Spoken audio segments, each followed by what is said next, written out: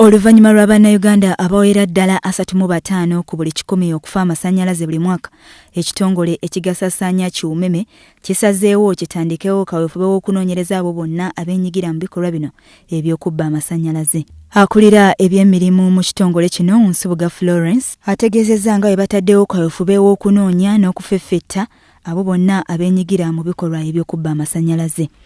Mu bikolwa bino ebiffe bajje eri gye tuli tusobole okutereeza amasannyalaze gaabwe.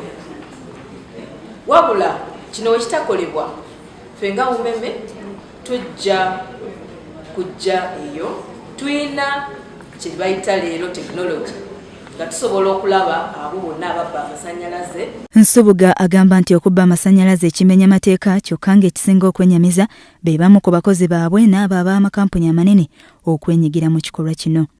Emyaka egiwedde emabega abantu baafa nga 35 olw'obubi bw'amasannyalaze.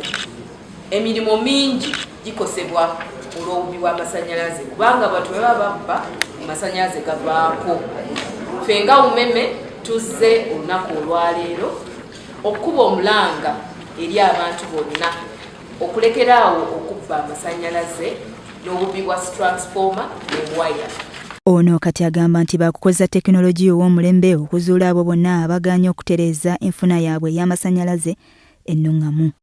Tufuna ripooti mu bakasitoma abo bonna ababba amasannyalaze. Kyannaku nnyo nti n'amakolero nago gabba amasannyalaze. Tukutte abantu bangi. Emirundi egisinga mu bantu abo mulimu n'abakozi baffe, mulimu ne betuyita bakontrakita baffe, era tewali muntu n'omu tujja kusonyiwa. Uganda efiirwa obuwumbi bw'ensimbi buli mwaka olw'abantu abeenyigira mu ngeri y'okufuna amasannyalaze etali nnungamu, ekintu ekiziyizza enkulaakulana y'eggwanga.